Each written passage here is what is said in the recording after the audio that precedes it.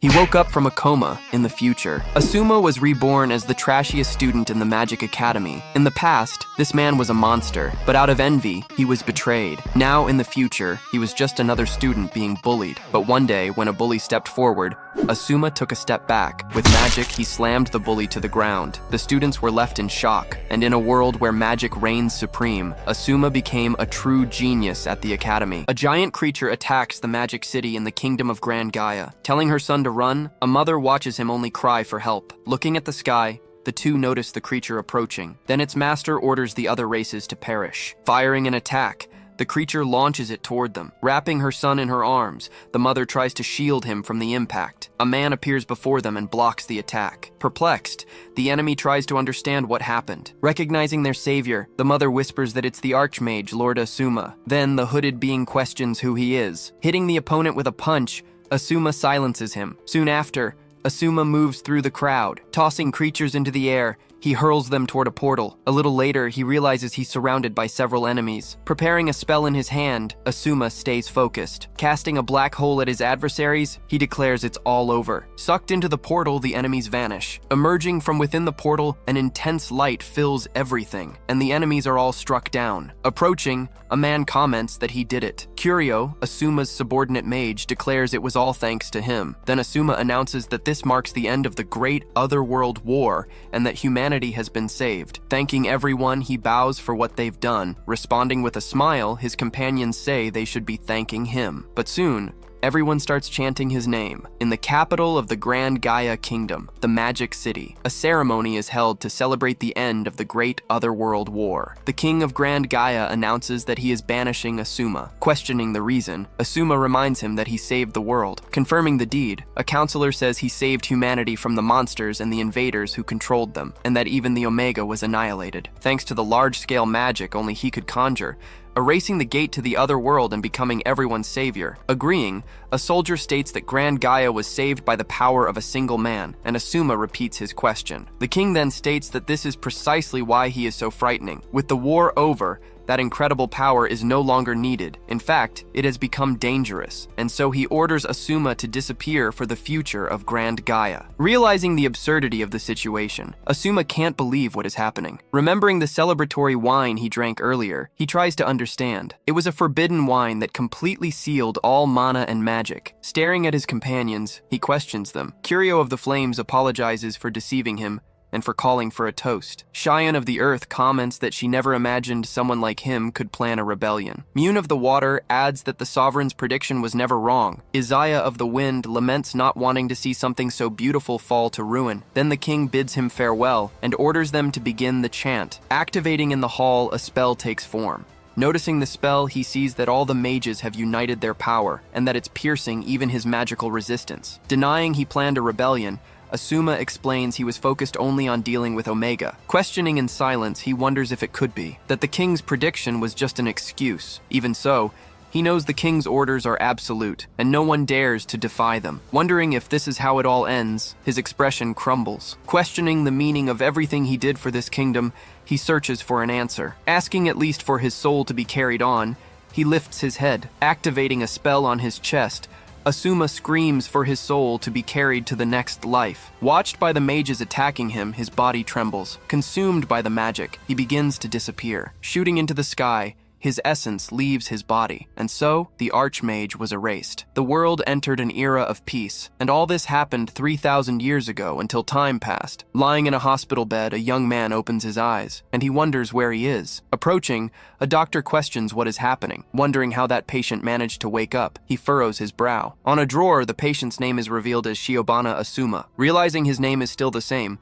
the young man watches the doctor approach, saying it's a miracle. Reaching him, the doctor places a hand on his shoulder to get his attention. Recognizing the reincarnation spell as a success, he realizes he can understand the language. To understand this world's civilization, he asks the nurse how to get to the largest library in the region. Not understanding the question, the doctor and nurse exchange confused glances. Using an ability to influence the nurse, Asuma adjusts his posture. Responding automatically, she starts giving directions to the library, and the doctor scolds her for talking too much. Thanking her, the young man then asks if those belongings are his. Confirming, The nurse nods her head. The doctor keeps asking what's wrong with her. Moving away slowly, Asuma ignores the commotion as they ask him to wait and if he's okay. Excusing himself, he simply leaves and sits at a waiting area. Opening the backpack he took from the hospital, he examines its contents. Picking up an object, he wonders what this metal slab is. Asking a woman beside him about it, he receives the answer that it's a phone. Looking at the device, he repeats the word phone. Using his magic to analyze the object, he focuses his gaze. Discovering the item's nature,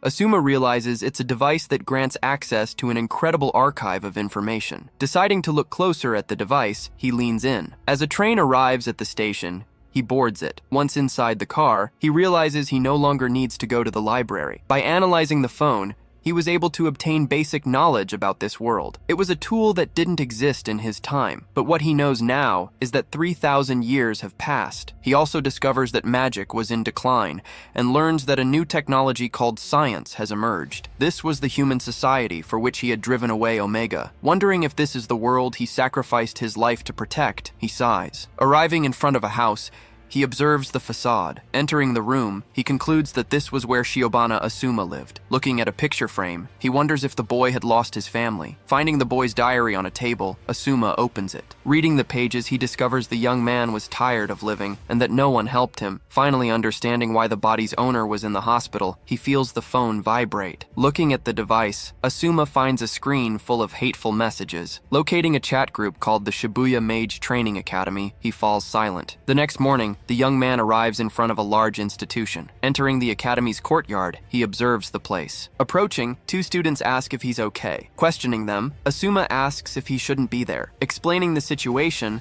the classmate says there were rumors he tried to take his own life because of the bullying he endured. Appearing among the students, a red-haired young man says he's glad to see him alive. Approaching with his group, Tenoji Kiryo appears with a smile. Recognizing the young man, the boy blinks slowly. Calling him Kiryo of the Flames, Asuma leaves the redhead confused. Staring him down, Kiryo questions his way of speaking. Reminding him that he told him not to show up at the academy again, he asks what happened, since the boy almost died because of his magic. Then Kiryo asks if he lost his memories, and questions if he wants to suffer even more. Mocking Asuma, his companions suggest taking his credits. Recalling the messages and the diary, Asuma concludes that this boy is not Kiryo of the Flames. Wondering if the young man might be a descendant, he adjusts his posture. Deciding to measure how much mana his new body possesses, he takes a deep breath. Gathering mana in his hands, Asuma concentrates the power and hits Kiryo with a powerful punch to the face. Introducing herself as Lily, a girl says that today is an important day. Professor George East announces that the aptitude test to determine everyone's magic type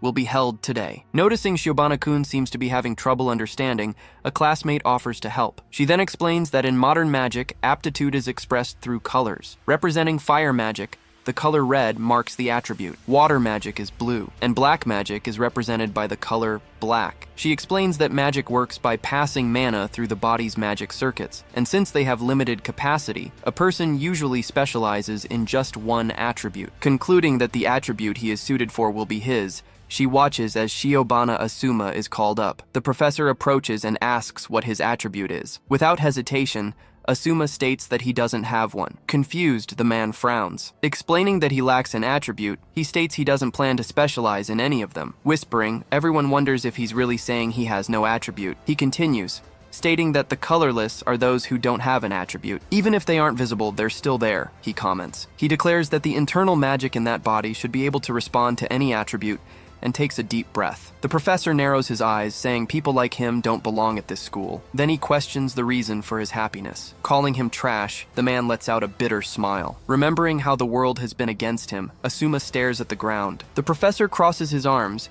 explaining that the colorless lack attributes and the magic they can acquire is minimal, pointing out that his growth is impossible and that he doesn't even understand the school's emblem. The man shakes his head, but Asuma replies that he personally thinks the colorless are the strongest. He raises his voice, asking for a chance to prove it in a mock battle. Shocked, the students exchange glances. Yelling that this is absurd, the professor gets angry. The man then announces that the aptitude test will be changed to a mock exam with no restrictions, with himself as the opponent. Calling him a scoundrel for thinking the colorless are strong, The professor grits his teeth. Worried about the situation, the classmate notes that Professor George is the top instructor and that the fight will have no restrictions, leaving her apprehensive. Walking toward his opponent on the field, Asuma adjusts his stance. Warning that mock battles can have accidents, the professor tells him not to cry later. But Asuma just asks if he isn't the one who should be worried about that. Giving the signal to start, one of the students authorizes the battle. The man then claims he's the only one at the academy capable of handling multicolored attributes. Launching an attack that combines fire and thunder, he rushes toward the young man. Tearing through the air, the magic races toward Asuma. He stops the attack with just one hand, remaining calm. Shocked by what he sees, the professor's face goes pale. Holding the magic in his hand, Asuma asks if that's all he's got. Yelling that it's impossible, the man tries to regain control. Then he attacks again. Blocking the second attack just as easily, Asuma keeps his gaze steady. In despair, the professor and students ask themselves why the magic isn't working. Walking slowly toward him, Asuma doesn't slow his pace. Continuing to scream that it's impossible, the man panics. Extending his hand, Asuma moves forward, and the professor begs him not to get any closer. Trying to use his magic device to defend himself, the man hastily raises it. Asuma touches the object, his fingers grazing the metal. It instantly freezes in his hand, rendering the device useless. Then Asuma tells him to confess everything he has done until now, threatening to turn him to dust if he doesn't confess. The young man narrows his eyes. Energy forms around the professor's neck, and the air grows heavy. Finally admitting it, the man reveals that he saw Shiobana being bullied but pretended not to see, and that even after the young man consulted him, he ended up beating Shiobana instead of helping him. Watching the scene in silence, the students don't know how to react. A student suggests that someone should tell the principal what happened. Falling to his knees, the professor loses all his strength. Asuma approaches, looks down at him, and asks how it is. How does it feel to lose to a colorless like me? He finishes. Life at the academy continues as normal. Watching from a distance, two students wonder if it's really him. Commenting among themselves, other students say he seems like a different person. When class ends, he remains in his seat. The classmate approaches and calls his name, and he asks what she wants. Asuma bows his head, thanking her for teaching him earlier. Replying that it was nothing, the girl forces a shy smile. Then he says he has a favor to ask. He casually asks her to go out with him. Stunned, the girl freezes at his request. Surprised by the scene, the other students whisper about the situation. Still speechless, she tries to process the moment. Becoming embarrassed, the girl looks away. She guides him around the campus, showing him the club building and the staff building. Arriving at the rooftop, he thanks her for the tour and says he hopes it wasn't a bother. Denying it was a bother, the girl says she understood what he meant by going out. Turning slowly, she laments that she was really looking forward to it. Suddenly, she turns back to him. Flustered, the classmate denies she was looking forward to it at all. When he asks what she means, she just replies that it's nothing. Taking the lead, she guides him to the academy's magic analysis room, which students can use upon request. Looking around the place, Asuma takes a few steps. Turning to her, he thanks her for showing him around the academy. Speechless, the girl nervously clasps her hands. He smiles slightly, promising he'll definitely return the favor. The classmate remains motionless, staring silently. Asuma calls her name, Shiona, and waits for a response. Responding to the name, she blinks in surprise. He narrows his eyes, asking if she is really Shiona. She scratches the back of her neck, apologizing for saying something weird. He adjusts his hair, explaining that the atmosphere around her has changed. She reveals that she felt like she was in a coma and can't remember anything, apologizing for causing trouble. He thinks to himself that it's not time yet, and remains silent. Accepting the explanation, the girl apologizes for asking strange questions. Saying goodbye, Asuma tells her he'll see her later. He walks alone down an empty hallway. Arriving at the magic analysis room, he stops in front of the door. He uses a spell to open it, gaining entry. Accessing a terminal to start an ancient magic analysis, he touches the screen. As he operates the panel, the system displays various pieces of information. Analyzing the data, Asuma concludes that this seems possible. Combining ancient and modern magic, he concludes that should be enough. Deciding he'll register the next day, he takes a deep breath. Appearing out of nowhere, a man approaches and asks if he's Shiona. Turning around, Asuma asks who he is, since he couldn't sense his presence. Introducing himself as Isaiah from S4, the young man smiles and says it's a pleasure to meet him. Asuma raises his eyebrows, questioning what S4 is, and an explanation appears showing they are the strongest in the academy. Confirming he's one of them, Isaiah grins widely. Commenting that Asuma isn't from the elite, He asks how someone can be colorless. Finding the situation interesting, the young man touches Asuma's chest. Remembering what happened to the other student, Isaiah comments that this is the right place. Extending his hand, he asks Asuma to join them, as they are all equals there. Asuma watches him in silence, not reacting immediately. Insisting on the request, Isaiah waits for his decision. Asuma accepts, asking them to take care of him. As they shake hands, he feels a different kind of magic. He silently analyzes it, wondering what kind of magic it is and if he's being probed. Perceiving Isaiah using modern magic so casually, Asuma considers it rude. Saying goodbye, the young man waves and leaves. Commenting that he understands and finds the situation interesting, he disappears down the corridor. The next morning, activities begin at a large academy. Someone walks down the hall, approaching the staff room. Making a request at the counter, Asuma waits in silence. She confirms his request for 4 in the afternoon, informing him it will be for 3 hours. Attending a class, Asuma sits among the other students. He seems distant,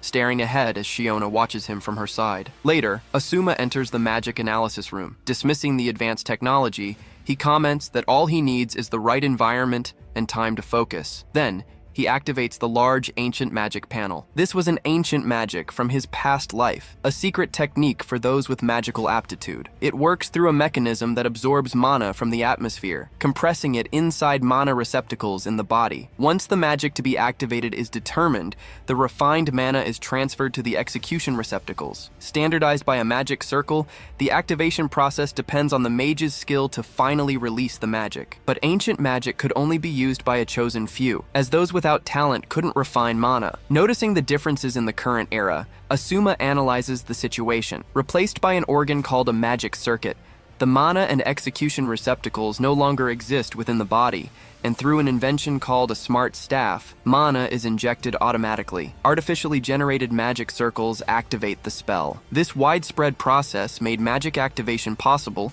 without innate individual differences. On the other hand, this manualization reduced the magic's power and prevents its use if the staff is taken away. With that in mind, his objective becomes clear. Planning his next step, he will develop a hybrid magic that combines ancient and modern technologies. To achieve this, he first needs to master modern magic at its highest level, conquering all attributes. Preparing to move forward, the calculations for the fundamental theory of his hybrid magic hypothesis will be done by the quantum computer. Pressing a key, he states that this should solve it. Loading the basic theory calculation for the hypothetical hybrid magic, the computer begins processing. Waiting for the results, he decides to go out for a drink. Turning to leave the room, he places his hand on the doorknob. A door opens into darkness, and the environment suddenly changes. Falling upside down in an unknown place, Asuma loses the ground beneath his feet. Wondering if the whole world has turned upside down, he closes his eyes for a moment. Recognizing this as a targeted modern magic attack, he wonders where it came from. The attack went unnoticed by his detection, showing precision. Remembering when he met Isaiah and shook his hand, he frowns. Realizing it was Isaiah who acted immediately, Asuma takes a deep breath. Wondering if this is what Isaiah meant by getting along, he adjusts his thoughts, but he decides he'll need to remind him of the hierarchy from their past lives. His body hasn't been teleported, so he understands this is an illusion created by a spell that alters recognition. Typical of Isaiah to create such original magic, he thinks, and it seems some things haven't changed in 3,000 years. Continuing to fall through the sky, he wonders what will happen next. Something suddenly catches his attention. Identifying the approaching creatures as familiars artificially created by Isaiah, he narrows his eyes. A large creature with the silhouette of a bat appears before him, spreading its wings. Realizing he'll be on the defensive if this continues, he decides he needs to locate Isaiah. First, he'll try to use deceleration magic to stop his fall. Focusing on what's to come, he gathers mana. But a magic ray strikes him, revealing that any counter magic activates an interception spell. Preparing a magic circle with his hand, he ignores the pain. To protect himself, he needs to dissipate the ray before it explodes. With no time to use deceleration magic, he watches the space around him distort. The scene changes to outer space, and he begins to fall toward a planet. Unable to breathe, understanding he's in a place with no air, he closes his eyes. Watching from afar, Isaiah calmly observes the outcome. Glancing back, Asuma analyzes the situation. Large fireballs head his way, illuminating the void. Reorienting himself in midair, he realizes the attacks are endless. Conjuring a new magic circle with his hand, he prepares himself. Unleashing the spell, a large explosion destroys the projectiles. Amid the destruction, he says he got Isaiah's message, and now it's his turn to attack. Summoning another magic circle, he prepares his counterattack. Clashing with Isaiah's attacks, his spell makes space tremble. The impact produces a massive explosion, lighting up the void. Stating that this level of mass-based attack is easy to intercept, Asuma shows no fear. Realizing the place seems to be an airless vacuum, he analyzes his surroundings. At this rate, he will eventually die from suffocation. Noting the precision of the magical space, he realizes it was built with remarkable care, almost like a work of art. It's fitting for Isaiah, who loves beautiful things, so he understands the style, and that's precisely why he knows there's a flaw. Knowing Isaiah, he concludes he would want to witness his death with his own eyes, so he must be nearby. Telling himself there must be a magic eye somewhere, Asuma decides he will find that weak point. Closing his eyes, he stops moving. Wondering if he has decided to stop resisting, Isaiah watches him from a distance, but silence means nothing. A series of massive explosions engulfs Asuma's body, taking over the space. Keeping his eyes closed amid the explosions, he waits for the right moment. Releasing the concentrated mana stored in his mana and execution receptacles, he activates his plan. Unleashing all his energy at once, he makes the space vibrate. Continuously expanding his enormous magic circle, he prepares to analyze the area. Reacting to the sudden display of power, Isaiah's eyes widen. Floating in the center of that space, Asuma observes the surrounding attacks. With his magic circle, he will analyze the space to find anomalies and locate the enemy's surveillance point. The fireballs advance toward him, lighting up the path. Focusing to finally detect the flaw, he maintains his concentration. A point of light appears in the darkness, and Isaiah reacts immediately. Opening his eyes, Asuma confirms he has found it. A magic circle forms, and he shatters the structure of the place. Pointing his hand forward, he fires a spell. The magical space begins to crumble, disintegrating around him. As the illusion completely dissolves, Asuma is left simply standing in front of the door. Confirming it was a recognition-altering spell, he slowly exhales. Looking through a window, he assesses the situation outside. He begins to levitate, rising silently. Arriving on the roof where Isaiah is, Asuma surveys the scene. Watching his approach, Isaiah doesn't react. Saying he's finally found him, Asuma lands firmly. Landing on the same roof as the other man, he approaches without haste. Asuma questions him, asking if he cast a spell. Remaining silent, Isaiah doesn't answer. Moving closer, he asks why Isaiah is trying to hurt him. Still not answering, the young man maintains a vacant stare. Asking if this was his idea of getting along, Asuma narrows his eyes. Suddenly jumping up and striking a pose, Isaiah creates an unexpected contrast. Exclaiming that Asuma is exactly as he imagined, he breaks into a smile. Staring in confusion, Asuma remains motionless. Praising how he broke his illusion magic and his non-enchantment levitation, Isaiah calls him magnificent. Continuing his praise, he says, "Using a magic circle like that is unbelievable and as beautiful as the paintings on the ceiling of the Duomo Cathedral." Moving closer, he reveals it's not over yet. Stating that his disintegration magic is fascinating, he comments that he'd like to know the logic behind his magic circuit. His expression suddenly changing, Isaiah tilts his head, revealing that what he wants to see most is the sight of something truly beautiful falling to pieces. His voice grows heavy. Finding himself trapped by bands of energy, Asuma shudders. Unable to believe he failed to sense the signs of another spell, he remembers this is typical of Isaiah. Casting his modern magic, Meteor Fall, Isaiah raises his arm. Several sharp projectiles take shape in the air. Explaining that he manipulated the wind to hurl construction materials from a building site, he points upward. The metal rebars fall toward Asuma, cutting through the air. Asuma defends himself, trying to keep up as Isaiah attacks him from all sides. His eye suddenly widens as he detects the danger too late. Something hits him head-on, breaking through his defense. His eye widens from the blow as he feels the full force of the impact. Hit squarely by the attack, he loses his breath for a moment, but he manages to summon a magic circle with his hand. Shielding himself just in time, he pushes back some of the pressure. Wondering how long he can hold on, Isaiah watches with interest. Noticing another threat from above, Asuma looks up. An electric pole plummets down from above, heading right for him. Another metal structure collapses along with it. He leaps back to avoid the impact, sidestepping the danger. The attack was planned to leave no escape route, aiming to corner him. Debris rains down from all sides, creating an enclosure. Preparing to defend against the wreckage, Asuma adjusts his hand. He expands his magic circle to protect himself, creating a barrier. Struggling to bear the weight of the impact, he grits his teeth. Watching and laughing, Isaiah enjoys the chaos. Wondering if Asuma is reaching his limit, he crosses his arms. Something in the sky catches his attention, and Isaiah lifts his chin. A plane cuts through the atmosphere, falling from the sky toward them. With open arms, Isaiah declares, "This is his world, and his magic. He sighs, claiming the meteor shower is more beautiful than any art. Gesturing with his hands, he wonders how Asuma will defend himself. Raising a hand to the sky, Asuma stays focused, urging him to appreciate the glory of his art. Isaiah's smile widens. Looking at a small object between his fingers, Asuma gauges the distance. He flicks the object into the air, launching it without hesitation. In disbelief, Isaiah loses his composure, questioning how he canceled the magic that would bring down the plane. Crashing against the ground and exploding, the object shatters the scenery. He puts the pieces together, concluding it was all a phantom illusion. With a swift motion, Asuma snatches something thin from the air, closing his fingers with precision. Reacting in shock,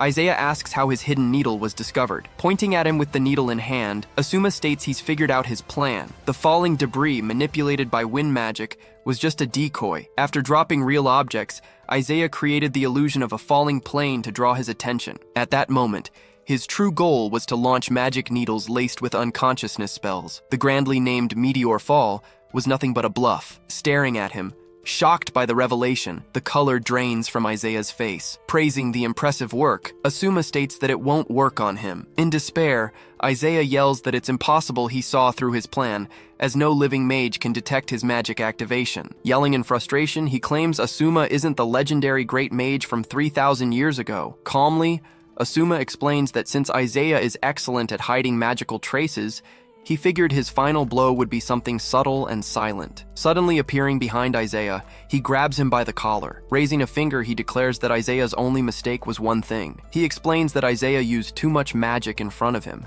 giving him the opportunity to analyze it. Placing a hand on Isaiah's chest, he activates a spell. Releasing from his hand, the magic expands. Surprised by what's happening, Isaiah's eyes widen. He tries to understand, questioning what kind of magic circle it is. Then, admiring it, he comments that it's beautiful. Preparing to cast his ancient magic, Vibration Lock, Asuma takes a deep breath. Holding Isaiah, he watches the ground around them shatter. Thrown by the force of the magic, Isaiah is flung far away. Asuma watches as Isaiah falls to the ground, defeated. Holding the needle, he addresses Isaiah. Declaring his victory, he ends the battle. The scene shifts to the capital of the Magic City Kingdom, Grangaya, where the atmosphere brightens. Focusing on a painting in the garden, Isaiah moves his brush. He continues to work on his art, ignoring the world around him. Approaching, Asuma comments that it looks like light is emitting from the canvas. The great mage watches his disciple in silence. Turning around, Isaiah asks if he has returned. Praising the painting, Asuma says it's as beautiful as ever. Isaiah sighs,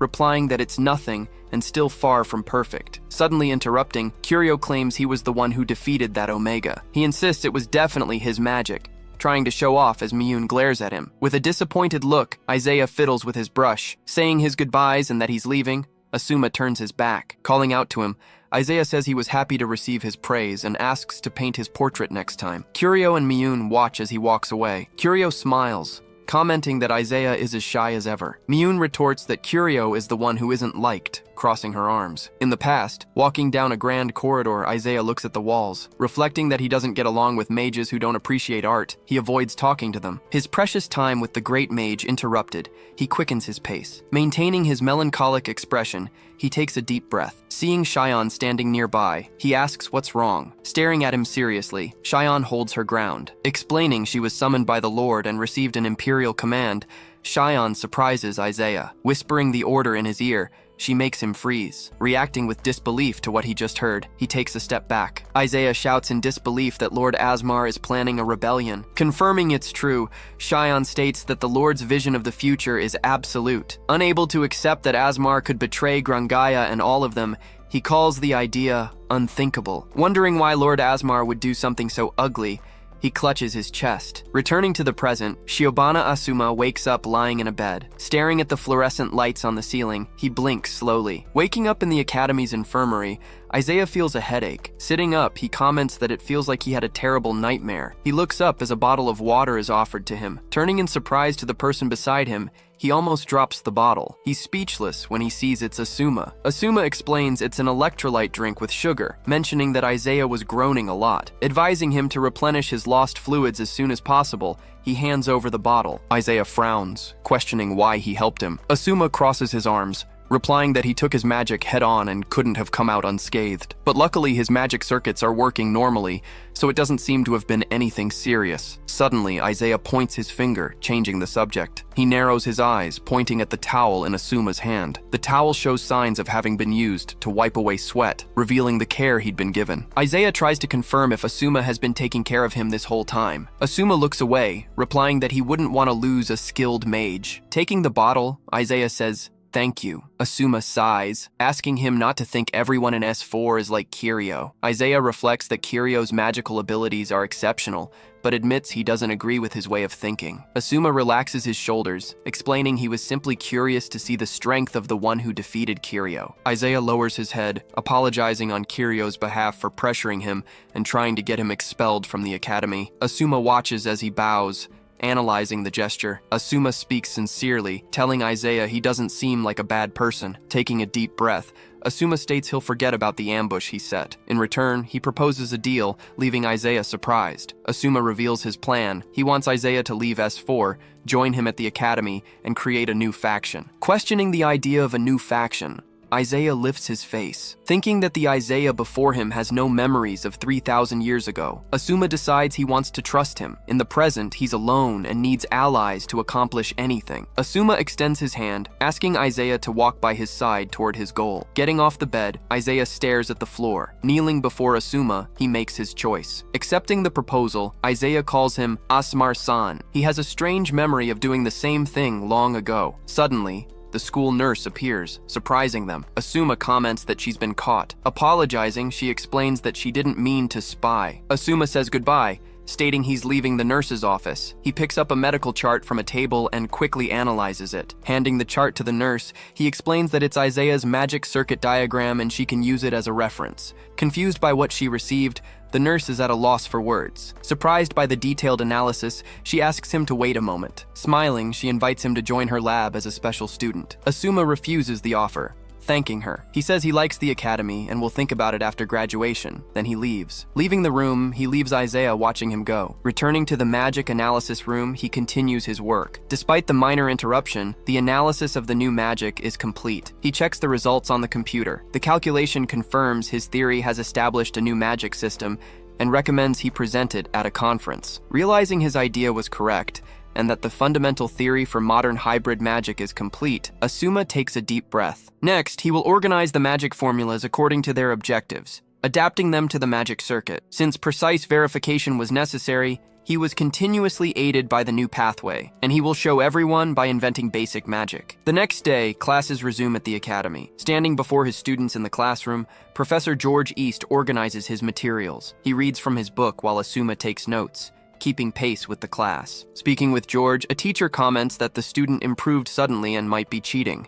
Stating he can't take his eyes off him, another teacher continues to watch. Believing there's no way he could cheat during the oral exams, George dismisses the suspicion. Writing a formula on the board, he asks if anyone can decipher that modern magic. Pointing directly at the incompetent student, Shiobana Asuma, he issues his challenge. The professor narrows his eyes, questioning if he's going to say he can't solve it. Answering that he can, Asuma stands up from his desk. At the board, he begins to explain the skill formula that solves the magic circuit's application. Writing out the complete solution, he leaves the other students and Professor George completely shocked. Based on 800-year-old calculation principles, the theory makes extremely complex calculations possible. Recognizing the reference, the students understand that the professor's device, known as a ray machine, is now called a smart wand. Furthermore, an environment where advanced magic is possible has been established. Pointing to the professor's belt, Asuma comments that he also has one of those devices. Attached to the professor's belt, the smart wand glows faintly, admitting that, once again, the answer is correct. Professor George sighs. Dismissing him, he tells Asuma to return to his seat. The other students, stunned, watch him without a word. Sitting down, Asuma reminds himself that he needs to re-register for the magic analysis room. Later, during the lunch break, the cafeteria is full of students. A group of students approaches Shiona, begging for her help. They reveal they want to get on good terms with Asuma and try to convince her. Embarrassed by their insistent request, Shiona lowers her gaze. But seeing Asuma arrive, the students pressure her even more. Giving in, she says she's just asking. Turning in her chair, Shiona calls out to Shiobana. She invites him to go to the Ebisu Magic Cafe with everyone after class, trying to sound natural. She quickly adds that it's okay if he's busy, feeling nervous. Placing a hand on his chin, he seems to ponder the invitation. The students watch expectantly, holding their breath. Then, he cracks a slight smile. Asuma accepts, saying that's fine with him and asking to join them. Celebrating his positive response, the students throw their arms in the air. Watching the group through a window, someone observes from a distance. It was Miyune, who identifies him while holding a flower. Remembering bumping into him and seeing his face, she tightens her grip on the stem. Crushing the flower in her hand, she keeps her eyes fixed on him. Sitting in a tree, she declares that she's going to mess everything up for him. The scene comes to life in front of a cafe called Ebisu Magic Cafe Minutes. Inside, Asuma is surrounded by classmates bombarding him with all sorts of questions. Smiling calmly amidst the barrage of curiosity, he remains in control. Trying to bring order to the chaos, Ruri asks them to form a line. Holding a cup, Asuma replies that cheeseburgers are delicious, and that a certain rumor is just a misunderstanding. Sitting down at the table, the group begins to chat more calmly. One of the girls insists, asking which student he's closest to. Turning, Asuma answers that the student he's closest to is Ruri. Celebrating the answer with great enthusiasm, his classmates erupt in joy. Refusing to believe it, Ruri crushes her drink cup with force. Using a towel to clean her hand, she tries to maintain her composure. Apologizing that she got burned because of him,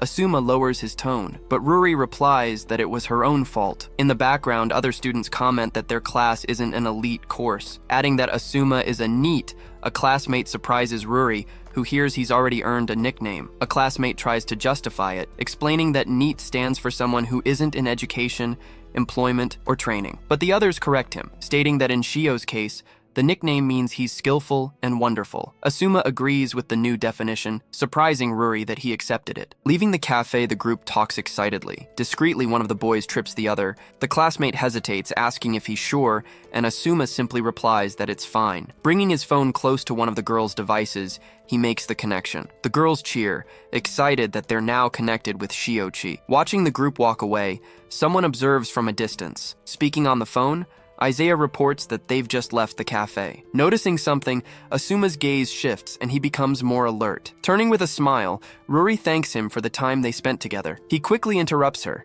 gesturing for silence. His expression changes completely, startling the girl. Suddenly surrounded by a large group of students, he asks what they want. Watching the scene seriously, two of the students in the group remain motionless. A luxury car approaches at high speed and stops abruptly. The students form a corridor, clearing a path. Then a young man steps out of the vehicle. Recognizing him immediately, Asuma's classmates comment that he's a member of the S4. The newcomer approaches and asks if he's Asuma. Introducing himself as Fukada Sakane, he declares that he is the president of the Academy's club federation. Analyzing his presence, Asuma maintains a firm gaze. Noticing that Siwan is also there, he makes a mental note. Fukada observes him, commenting that he seems to have become a bit dependent. Staring at him in silence, Asuma doesn't react. Stating that he can't keep depending on him and that he trusts the S4, Fukada shifts his weight. Therefore, he challenges him to a magic duel. Completely shocked by the declaration, the girls hold their breath. Watching the scene from afar with a faint smile, another student takes it all in. Repeating the word duel to himself, Asuma tests the sound of it. Astonished that he doesn't know what a duel is,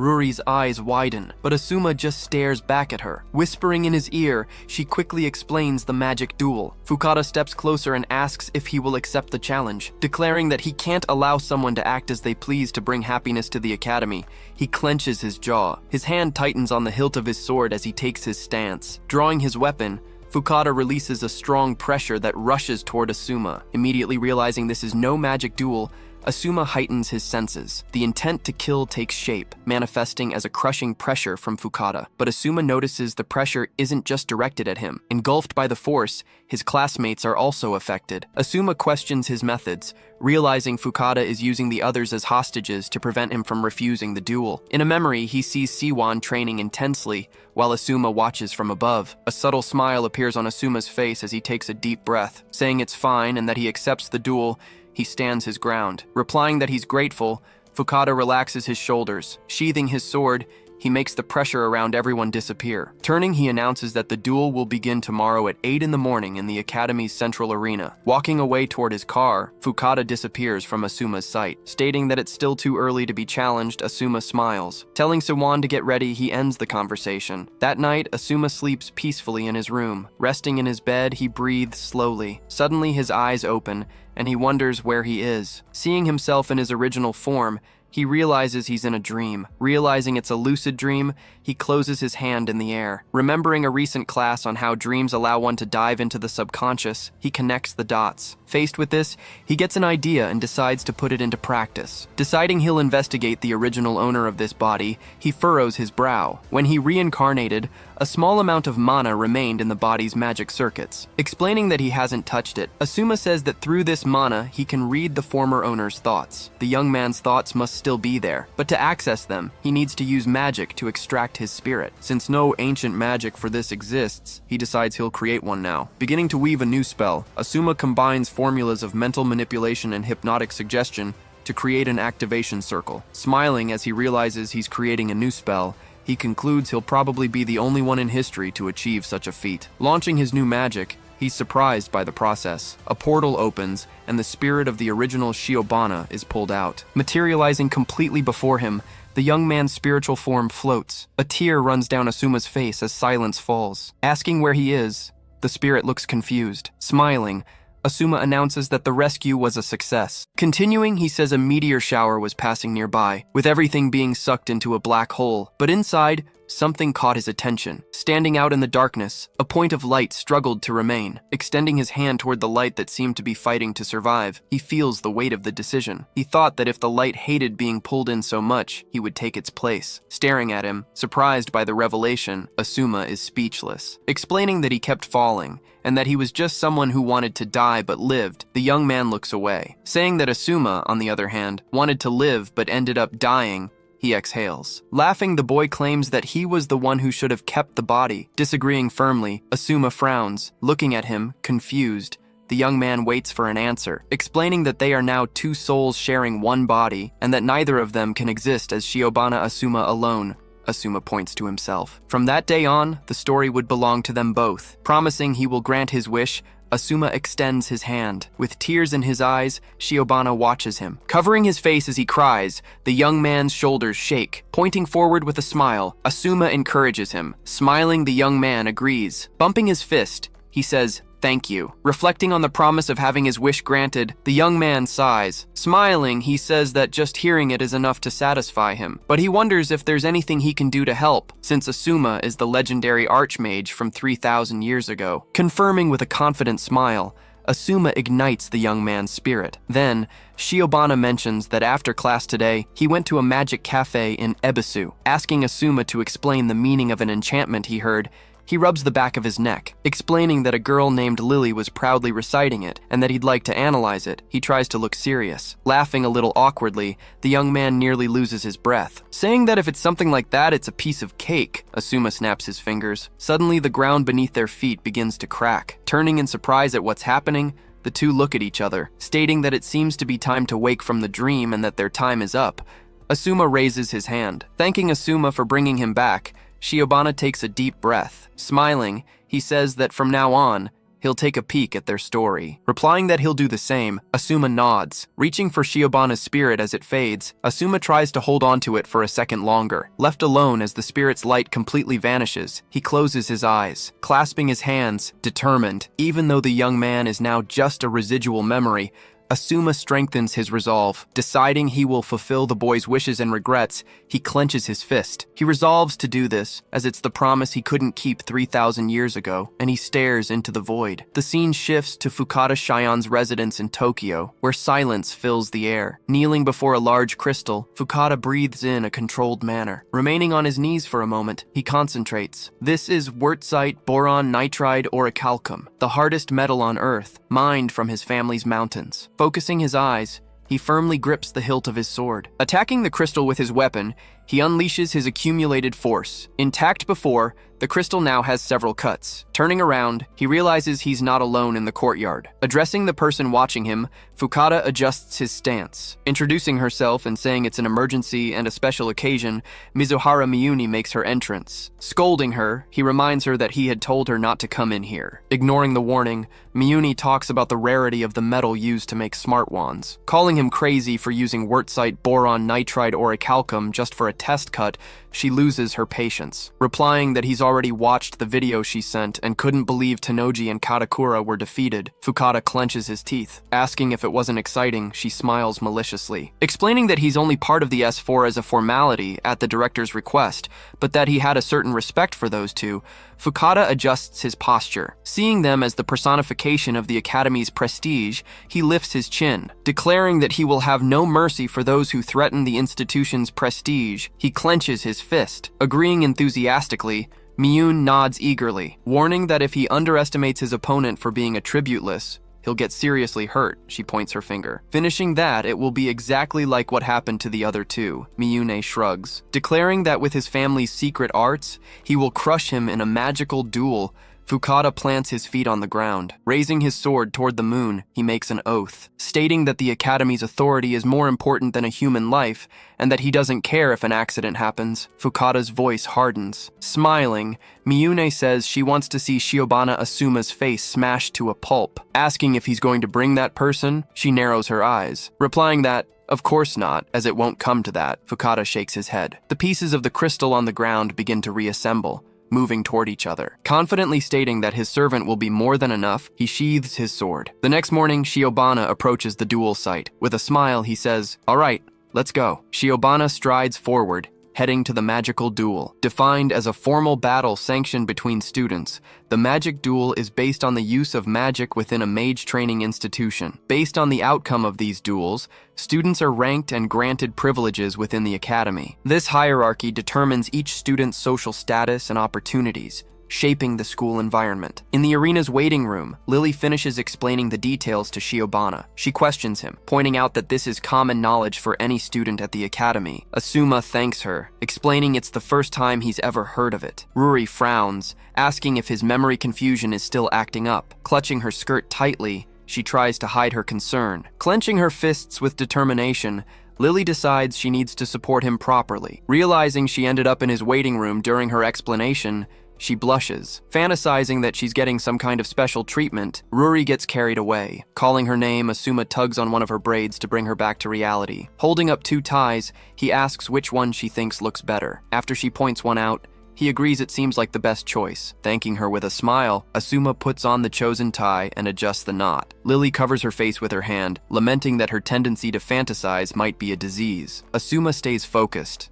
asking if his usage time for the magic analysis room will increase if his rank goes up. Startled that this is what he's worried about, Lily confirms that yes, of course it will increase. With a calm look, Asuma takes a deep breath and replies that this was his main concern. Sighing, she admits she really can't understand him. Asuma adjusts his collar, explaining that Fukada is calling him a harmful presence who disrupts student peace and engages in inappropriate behavior. Lily scratches her chin, confirming that's the story Fukada's side is spreading. She pulls out her phone and hands it to him, asking if he's seen the Academy's newspaper. The paper announces the duel between Fukada and Asuma, the attribute-less NEET, framing it as a punishment. Silence falls. He reacts with disdain, remarking that there's nothing to be done. Shocked by his calmness, Lily's eyes widen. She lists his titles, explaining that Fukada-senpai is a master of Japanese magic swordsmanship, heir to the rare metal mines, and donates billions to the academy. That's why no one at the academy dares to challenge him, Lily finishes. Desperately, Lily closes her eyes, concluding that public opinion will be manipulated to make it seem like justice is on his side. After listening to everything,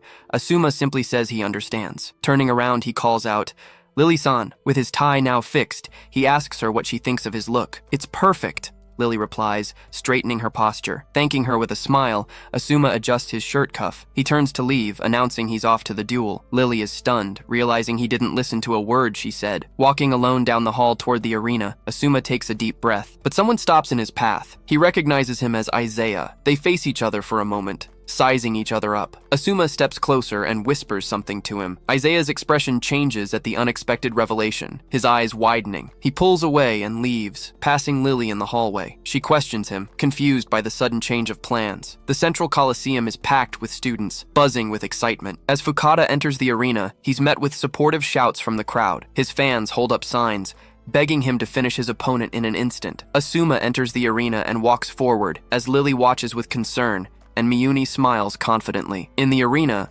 Asuma and Fukada face each other, ready for the duel. Fukada lifts his chin, saying that the fact Asuma showed up without running is worthy of praise. Asuma simply thanks him, not losing his composure. Fukada's tone shifts as he asks a question. He narrows his eyes, asking who Asuma really is. The question startles him, making him wonder if Fukada has realized he's a reincarnate. Fukada continues, stating he takes the fact that Asuma defeated Tenji and Katakura of the S4 very seriously. He reinforces his question, believing it couldn't have been a fluke or a coincidence. He insists once more, wanting to know who he is. Emanating a powerful pressure, Fukada makes the crowd fall back, but Asuma remains calm and unfazed by the pressure. "I'm Asuma, nothing more, nothing less," he answers, his voice firm. Surprised that he isn't shaken even by his battle aura, Fukada lets out a smirk. "It doesn't matter who you are," he says, relaxing his arm. He takes his stance, stating he won't underestimate him and will face him with full determination. "I will crush this pest with all my strength," Fukada declares, pointing his sword. "That's exactly what I was hoping for." "I won't be holding back either," Shiobana replies, planting his feet on the ground. Preparing for the fight to begin, the two study each other, and then the duel finally begins. Positioned in the dueling arena, Shiobana Asuma and Fukada Sakani face each other, measuring the distance between them. Raising his hand, Professor George East prepares to start the magic duel, but Fukada interrupts him with a gesture, asking him to wait. Watching after the interruption, Asuma waits. Stating his intent to crush him with all his power, Fukada declares he is also prepared to offer mercy out of pride for his noble family. He offers to let Asuma lose by forfeit if he hands over a letter of withdrawal right now, extending his hand. He claims this would prevent his opponent from getting hurt and apologizes to the students gathered to watch. Fukada lifts his chin, asking what he has to say. Turning to the referee, Asuma asks how many spots his ranking will increase if he wins the match. The professor lays out the facts, explaining that Fukada is the Federation President and S rank, while Shiobana is F rank and 1200th in line. He concludes that if Shiobana were to win, his student rank would become A, then watches for a reaction. Replying that he understands, Asuma accepts the information. Addressing Fukada, he says he'd be willing to lose by forfeit if Fukada raises his rank to S immediately. He adds that this way, Fukada would avoid getting hurt, and also apologizes to the assembled students. Fukada's eye twitches in response as he grits his teeth. Reacting with shock at the audacity, the crowd of students squirms. Commenting to her friends that she can't believe he actually said that, Lily nearly drops her phone. Fukada loses his composure, shouting that it's been a long time since he's seen a fool so unaware of his own place. He spits out his words, swearing he won't forgive him, even if he cries and begs, and that he'll beat him to a pulp. But Asuma, unfazed, simply invites him to proceed. Turning to Professor George East, Fukada pressures him to begin. With the signal, the duel finally begins. Knowing his opponent is the reincarnation of Saiwan and that holding back risks a loss, Asuma opens his receptacles. Therefore, he decides to use ancient magic at full power right from the start. Manipulating the energy for the spell, his hands trace invisible paths. A complex magic circle materializes around him. The students in the audience stare in shock, their eyes wide. They've never seen this kind of magic, which isn't listed in the modern library. A sphere of power forms in Asuma's hand, radiating light, and he fires the devastating attack. Reacting quickly, Fukada raises an earthen wall to defend himself. The spell collides with the barrier, shattering the structure. Noticing his opponent activated an automatic interception magic, Asuma watches as sand spreads across the arena. Comparing him to the cunning King Saiwan, Fukada narrows his eyes. He comments that just as the report said, his opponent uses unknown magic, but states it won't work on him. Drawing a weapon, Fukada declares he'll end it all with a single blow. The sudden action catches his attention, and Asuma adjusts his focus. The weapon is revealed to be a physical blade that also functions as a magic staff. Analyzing it, Asuma notes that he has combined his battle aura with an earthen barrier, creating an impenetrable absolute space. Within this defense, any attack will be automatically intercepted and countered with a swift strike. Preparing for his next move, Asuma controls his breathing. Finding the technique interesting, he decides he'll be the one to break Siwon's absolute space. Calling him an irregular mutation, Fukada claims he is a nuisance who disturbs the harmony of the prestigious academy. Stating that he rejects his very existence, Fukada takes a step forward. He raises his blade, proclaiming that the daily accumulation of training, discipline, and spiritual forging is what gives birth to a magic swordsman's strength. He points his sword, challenging him and doubting that a mere non-attribute magic user could stop his blade. The student audience stirs, recognizing the stance as Fukada's magnificent finishing sword strike. Fukada begins his charge toward Asuma. The ground turns to mud, trapping Asuma's feet. Understanding that it's a magical stagnation system that has sealed off his evasion, he adjusts his body. Preparing his sword for the attack, Fukada readies his stance. He takes a deep breath, advancing to deliver his secret Fukada-style art, the Mikazuki-zan. Mizuhara Miune's eyes widen as she comments that the slash can slice through the hardest metal on Earth, wondering what Asuma-kun will do. The powerful arcing strike closes in on Asuma, who remains trapped. Regretting that he even bothered to tie his necktie, he says there's nothing for it as he undoes it. He casts his ancient hardening magic, Magi Metalize, on the tie, shaping the fabric. Transforming into a blade, the tie is wielded for defense. With an upward motion, he blocks the strike with the newly created blade. Reacting with disbelief at the block, Fukada is momentarily speechless. The crowd squirms in their seats, shocked and unable to believe he stopped the sword strike with his tie, using another magic that doesn't exist in the library. The clash between the two blades disperses into the air. Activating the ancient magic of disappearance particle veil, Asuma dissolves the ground that held him. He vanishes before his opponent's eyes, disappearing like dust. Surprised, Fukada turns, trying to locate his presence and questioning how he could have disappeared. But appearing right behind him, Asuma announces it's time for a counterattack. Preparing for the counterattack, Asuma adjusts his stance. Surprised, Fukada turns, questioning how he could have disappeared and losing a precious second. His eyes widen in reaction to the sudden disappearance. Composing himself,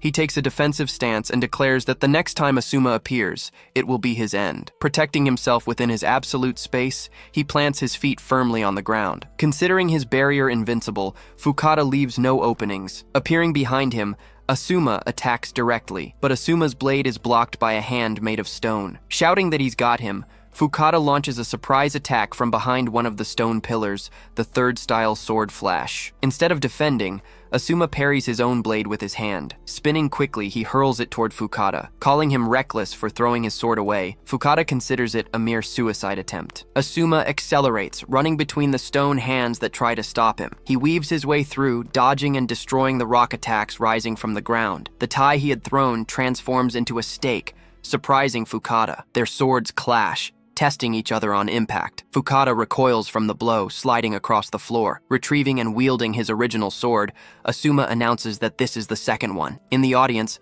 Lily points at the tie in shock. Now wielding two swords, the second being another transformed tie, Asuma asks his opponent which one he prefers. Admitting he intended to decide the match with that single blow, he praises how incredible Siwon is. Fukada takes a deep breath, replying that he is the first to ever get so close to his domain. Therefore, he will reveal his secret sword technique for the first time, and tells Asuma to feel honored. Staring him down, Asuma awaits the next move. Announcing his magic sword technique, the nebulous full moon, Fukada advances. He delivers the first strike, surprising Asuma. He continues the attack with his second magic sword, the nebulous new moon, linking the slash. Explaining that it's a secret technique he can't possibly dodge, Mizuhara Miune grips her seat. The blow hits Asuma head-on, pushing him back. Fukada immediately activates another spell on his sword, the Mook Rain Bomb, and speeds up the execution. A massive explosion engulfs Asuma's entire body, taking over the arena. The impact throws him backward, and his sword falls from his hand. From the stands, Lily screams Shiobana-kun's name. The audience holds its breath,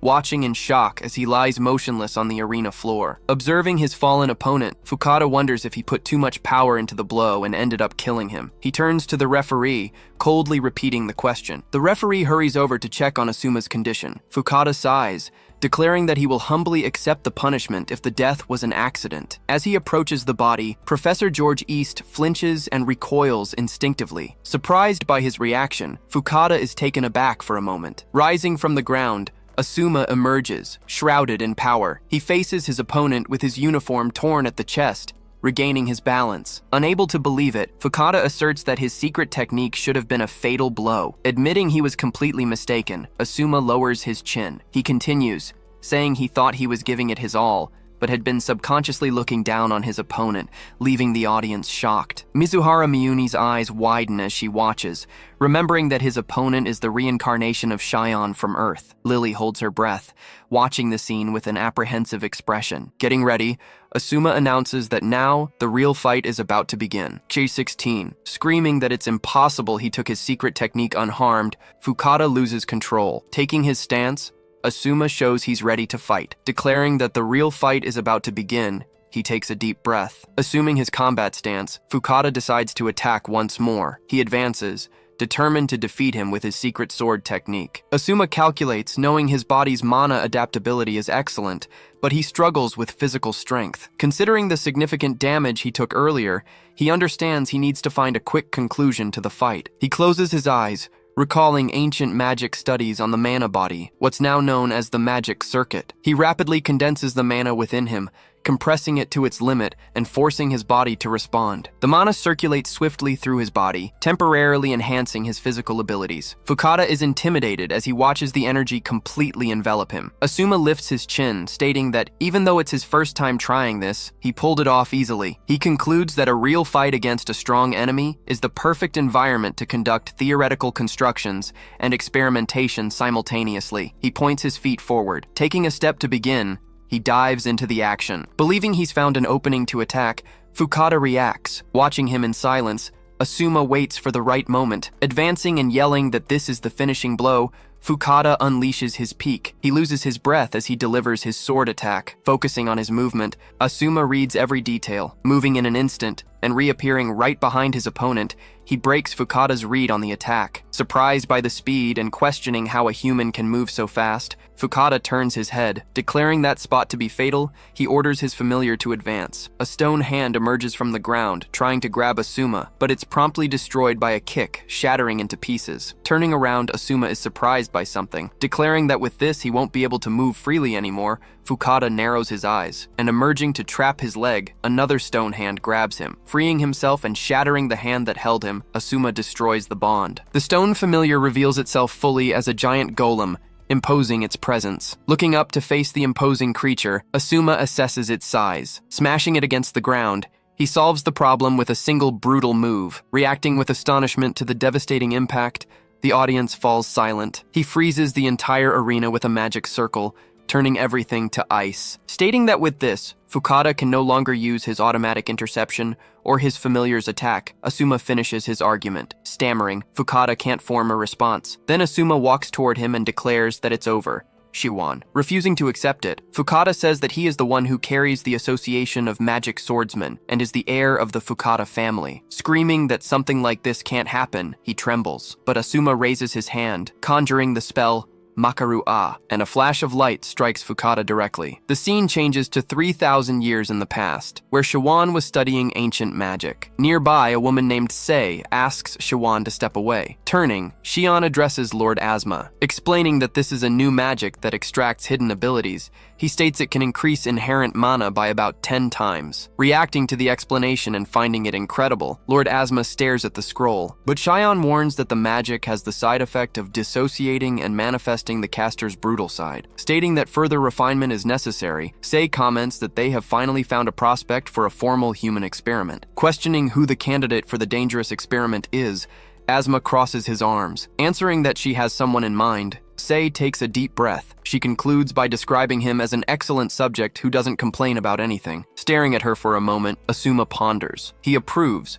saying he understands and will continue to trust her new magic. Responding that it is an undeserved honor, Sei silently adjusts her armor. Back in the present, Fukada's expression changes drastically. Laughing, Fukada announces that the prim and proper guy is gone. Celebrating that it's been a long time since he's been in the present world, he says he's going to slash non-stop. He decides to start with Asuma, who irritates him deeply and grinds his teeth. Charging forward, Fukada leaps to deliver a blow. Analyzing the attack's speed, Asuma realizes he is abnormally boosting his magic circuit to enhance his physical abilities. He blocks the sword strike just in time, avoiding the worst. He ends up with a cut on his leg during the clash and bends his knee. Screaming for him to stop running, Fukada charges forward without hesitation. He unleashes a sequence of strikes that destroy the ground around Asuma, turning the floor into rubble. Watching him amidst the debris, Asuma remains calm. He concludes that Fukada has returned to Saiwan's original power.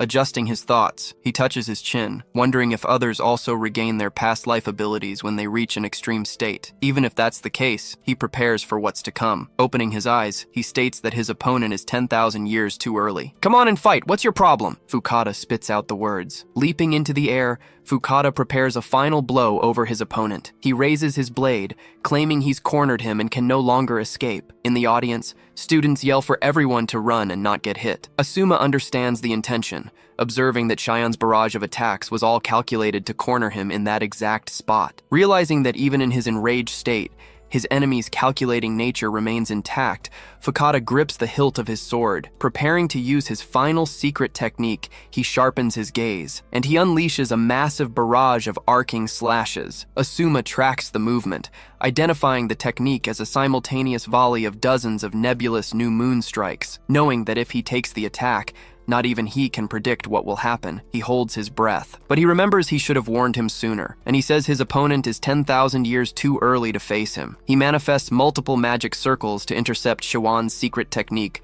neutralizing the advance. For the students in the stands, it all happens in the blink of an eye, the vision distorting. And using that split second, he positions himself as the night parade of 100 demons approaches. Asuma instantly constructs a magic circle, placing it right in front of Fukada's barrage of attacks. The strikes collide with the newly created magic barrier, exploding in light and shards. Expanding, the magic circle forms a giant three-dimensional lens. As Cheyon's first attack touches the surface of the lens positioned by Asuma, it distorts. But the lens wasn't just the ancient analysis magic, analyze. By adding a new arrangement to it, Asuma redefined its purpose. Instead of automatically analyzing the target, it transmitted the raw, exposed information directly to him. Performing a high-speed analysis using his brain's computational function, he processes everything at a transfer speed close to that of light. No matter how fast the sword flashes were, they couldn't surpass the speed of light. Subjected to analysis and computation within Asuma's brain,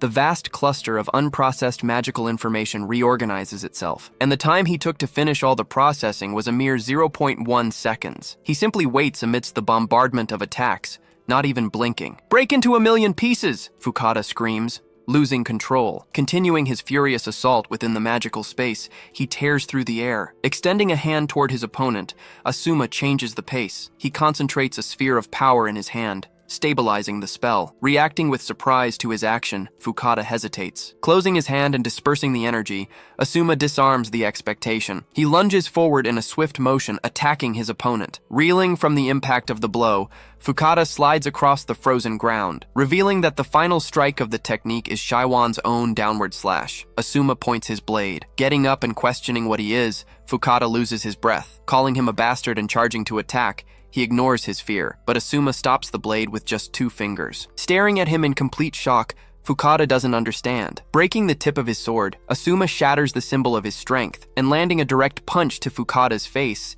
he ends the fight. Falling defeated to the ground near the broken tip of his sword, Fukada struggles to breathe. Casting a menacing shadow over him, Asuma warns that if he doesn't surrender obediently, he will stab him. Panicking and realizing he's about to be killed, Fukada trembles. With his broken sword on the ground, he finally surrenders. The crowd goes wild, celebrating the victory. Asuma asks Fukada if he has learned his place. Lying broken on the arena floor, Fukada's sword no longer responds. Defeated, he finally surrenders. Celebrating the victory, the crowd erupts as Asuma stands over his fallen opponent. Asking Fukada if he's learned his place, Asuma keeps his eyes locked on him. Still on the ground, Fukada asks to pose a question, and Asuma allows him to proceed. Questioning how it was possible to predict the vast number of trajectories of the night parade of 100 demons, he gasps for air, stating that it's impossible for a human brain to perform such a feat. Fukada narrows his eyes. Asking if he knows about the Academy's quantum computer, Asuma changes his tone, explaining that he applied the calculator's principle to his own mana-boosted brain and managed to replicate it. He crosses his arms, reacting in disbelief and repeating that he reproduced a quantum computer's calculations in his brain. Fukada tries to understand. Confirming this, Asuma comments that the concept of science is quite useful and compatible with his ancient magic, revealing that the reason he was able to develop this countermeasure was thanks to his new friend. He closes his eyes. In a memory, Lily warns him that Shion has an aggressive alternate personality that he would need to defeat. Putting him on alert, the information shifts his focus, shouting that it's absurd and impossible, that there's no way a mage like him could exist.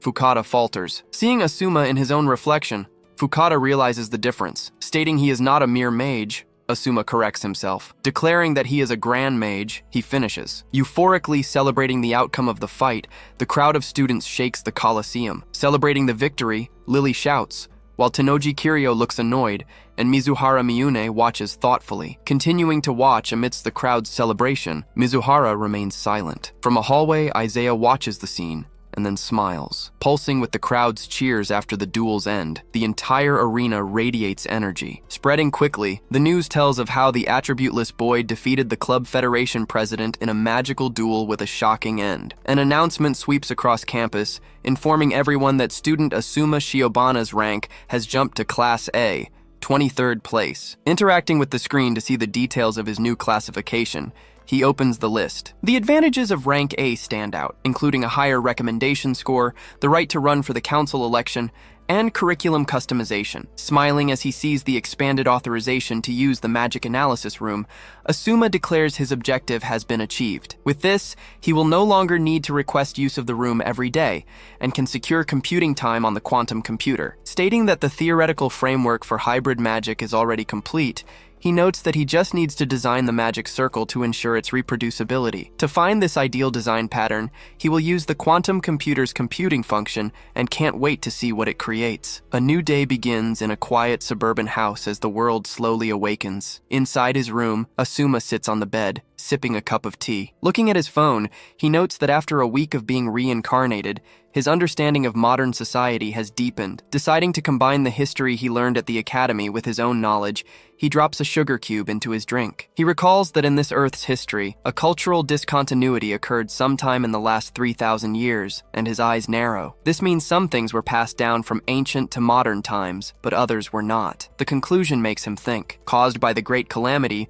this rupture led to the decline of magic and the rise of science. Because of this, the structural connection to the magical civilization of 3,000 years ago is now very weak, remaining only as a minority practice. The ancient magic that was barely passed down came to be treated as occultism. Bringing ancient magic back into the spotlight, science transformed it into modern magic that anyone can use. Concluding that the great kingdom of Gaia, which had imprisoned him, perished long ago, he takes a deep breath. Realizing he is living here as a reincarnated being, just like Kiryu, Isaiah, and Shion, he figures Miyune must also be at the academy. Elsewhere, Miyune of the Water stands surrounded by water. Continuing to ponder the situation in his room, Asuma presses his lips together. Considering that the four known as the S4 are not his only opponents, he has a hunch that that man might also be in the modern era. Appearing above the desk, a holographic alert cuts through the air. Turning to the screen and recognizing the alarm from his schedule, he approaches it. Reading that the deadline for the magic incense burner report is near, he states that he can write about his own invention right away. Sitting down at the desk in front of a notebook, Asuma readies his pen. Opening the notebook, he can't read the scribbled content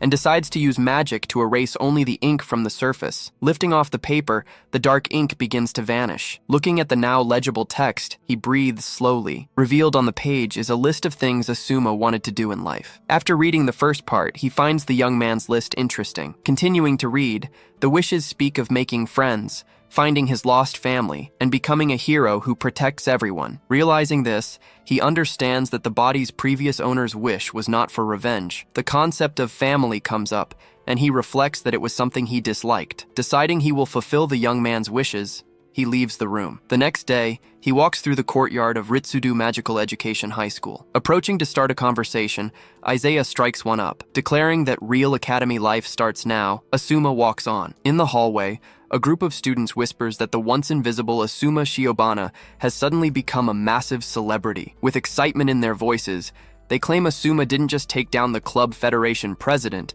but also Isaiah from the S4, the very person he's walking with now. Rumors are flying that he defeated Tanoji with a simple flick to the forehead, though one student expresses doubt, reminding the others that Asuma doesn't even have an attribute. As they move down the corridor, the duo leaves the rest of the students behind, wondering who he truly is. Now, at a distance, Asuma asks Isaiah about their earlier conversation, and Isaiah confirms the application has already been sent. Explaining the details, Isaiah mentions they are leaving the S4 to form a new faction and should have a club room soon. Asuma offers a quick good job as he continues walking beside his partner. Suddenly, two girls come running toward them, shouting for them to wait a moment. Turning toward the students, the two men slow their pace. Addressing him directly as Asuma Shiobana, a second year from Class A, the girls confront him. Reporting her findings, one girl notes that he isn't a transfer student, but someone who has been at the school all along, before suddenly becoming a star. She goes on to say his skills are special class, and that he's been taking down S4 members one after another. Declaring her intent to interview the man of mystery, the reporter strikes a serious pose. Passing right by them without stopping, Asuma and Isaiah ignore the interruption. Left standing there, the girls from the journalism club are stunned to be brushed off so easily. Frustrated by the situation, the club reporter bites her lip. Turning to her colleague with a look of pure determination, they decide to chase after them down the hall. At the door of Class 2A, Asuma says goodbye to Isaiah, who promises to bring the results later. Stepping through the door, Asuma enters the classroom. Walking between the desks, he feels the weight of every student's gaze on him. He sits down next to Lily, leaving the murmurs behind. The reporters suddenly appear at his side, declaring they've been waiting to interview him. He flatly refuses, keeping his tone neutral. The girl crosses her arms, insisting she won't leave until he agrees. Pointing toward Lily, Asuma introduces her as his secretary in charge of scheduling. Stating that she is his trusted contact and they must seek her permission, he concludes by saying this can only be done after class. The reporter agrees and tells Lily she'll see her later. Leaning in close to Lily, Asuma whispers that he'll definitely owe her one for this. As Professor George East begins the lecture, Asuma reflects on how fame has its downsides. He really needs a peaceful spot in the academy. Lily looks over at him, thinking about how Shiobana is always counting on her. Lost in thought, she wonders if there's someone he likes and what kind of girl his girlfriend would be. The scene shifts to a pool where the water is churning. During swimming class, students are scattered throughout the lanes. A lone swimmer cuts through the water with incredible speed. Executing a perfect flip turn at the edge,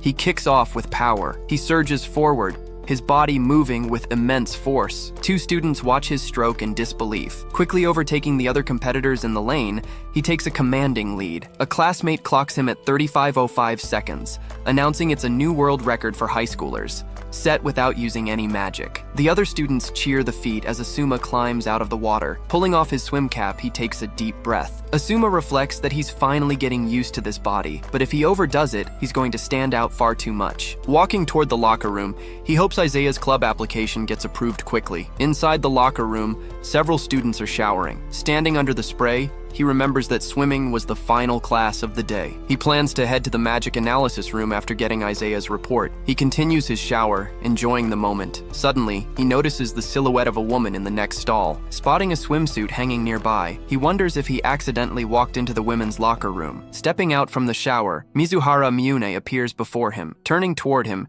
she remarks that Asuma seems capable of anything. Sneaking up behind him, Miyune claims he is wonderful and that watching him swim made her tremble with excitement. Remaining silent, he simply watches the girl. He fixes his attention on the pendant she's wearing, staying on high alert. Closing the distance, she says she wants to know much more about him. Feeling her presence, Asuma concludes that she is no ordinary student. Miyune approaches him, saying she wants to know much more about him. Sensing her presence, Asuma realizes she is no ordinary student. He immediately warns her, noting that this is the men's locker room and she's entered the wrong place. Miyune simply replies that if it's the men's locker room, then she's in exactly the right place. Questioning the situation, he asks if she shouldn't leave before the other guys find her, but Miyune observes that there is no one else left. She claims that apparently it's just the two of them now. Looking around, Asuma realizes the locker room is indeed empty. Wondering when the others left, he notices the water on the floor starting to behave strangely. Miyune turns a valve on a pipe and asks if she can come over to his side. A barrier suddenly rises between the shower stalls. Realizing something is wrong, Asuma holds his breath. Identifying a magic circle in the water, he wonders if it's an attack. Seeing the water rise around his feet, he concludes the situation is dangerous. As Miyune closes in on him in the shower, Asuma decides he needs to create distance to analyze the situation and leaps away. Determined to get out, he runs toward the locker room door. Reaching the other side of the room near the exit, Asuma takes a deep breath. He tenses his body, preparing to bolt across the room, but Miyune chides him, saying it's mean to run away so suddenly. She is sitting calmly on one of the locker room benches, legs crossed. Asuma frowns, wondering what is going on and how she managed to catch up to him so fast. She then asks if that's exactly what he's thinking. Staring at her in silence, he tries to make sense of it. Miyune suddenly appears behind him and asks why he isn't getting changed. Remarking that his body is very stimulating, she steps back and mentions she'll get dressed too. Reflecting on whether she used teleportation magic, since he felt no incantation, he decides to observe for now. Opening his locker to grab his clothes, Asuma keeps his attention divided. As he begins to dress, he decides to play along with her to figure out her trap. Watching Miyune as she changes, he maintains a neutral posture. The towel she was using slides and hits the floor. She then tells him not to be so cautious, explaining that if she wanted to hurt him, she could have attacked at any time. Listening intently, he keeps his eyes fixed on her. Miyune grips her pendant and says, she just wanted him to know everything about her before making a decision. Calmly, he asks what she means by knowing everything. Miyune closes her locker door. Both are now fully dressed. Turning to him, she mentions she hasn't introduced herself yet. She introduces herself as Miyune Mizuhara, the only female member of the S4 and the Academy's idol. Standing before her, Asuma just watches. Miyune gets irritated by his lack of reaction and demands he show some emotion. Recognizing her, he confirms she is indeed Miyune of the Water. Reflecting on her movements, he concludes it will be dangerous if he can't uncover her secret. Noticing the magic Miyune used wasn't ancient magic, he wonders if she acquired it in the modern era. Seeing his tense expression, Miyune decides to explain why she wanted to be alone with him. Watching her closely, he waits for her to continue. She begins listing various creatures, such as praying mantises, fireflies, scorpions, and whale sharks. Still listening without understanding, Asuma tilts his head. Miyune explains that in many of these species, the female devours the male, a sacrifice some males even accept voluntarily. However, she claims no creatures exist where the male devours the female. Revealing her desire, she says she wants to be devoured by a strong, superior male. The declaration catches Asuma off guard. Surrounded by water, Miyune clarifies that she wants to be dominated by a powerful man who can surpass her, a member of the S4. Turning to Asuma, she says she smells a powerful male scent coming from him. She notes he's the one who defeated Kiryu, Isaiah, and Shion. Approaching with a smile, Miyune makes the atmosphere feel heavy. Winking at him, she asserts that from what she can see, he is definitely a sadist. Confused by the term, Asuma tries to process it. Miyune then claims they are a perfect match, as he can be the lover to her complete masochist. She asks him to let her feel his strength. A rapid slash flashes past Asuma's face. Questioning if her speed exceeds Fukada's, he quickly realizes that's not the case. Concluding that this mysterious attack definitely has a trick to it, he narrows his eyes. Miyune challenges him not to disappoint her. Finding the situation interesting, he decides he will solve this mystery. Asuma calls her by name and declares that for someone like her to challenge him, she's still 10,000 years too early. He faces Miyune in the locker room. The two watch each other in silence as time ticks away. Near the sauna room, Miyune smiles at him. Suddenly, multiple slashes appear on Asuma's body. Blood splatters across his uniform and onto the floor. Miyune proposes that if he can defeat her, she'll let him do whatever he wants with her. But she warns him, if he fails to even lay a finger on her, he will die. Pointing at him with a grin, Miyune narrows her eyes. Offering an alternative, she tells him to get on his knees. She claims that breaking a sadist like him would be quite a thrill. Looking at the clock on the wall, Asuma calculates his next move. Miyune pressures him to choose between submission or being sliced to pieces. More cuts erupt across his body. Blood sprays onto the locker room floor. She taunts him, saying she's disappointed and that he's too afraid to act. As the blood spreads,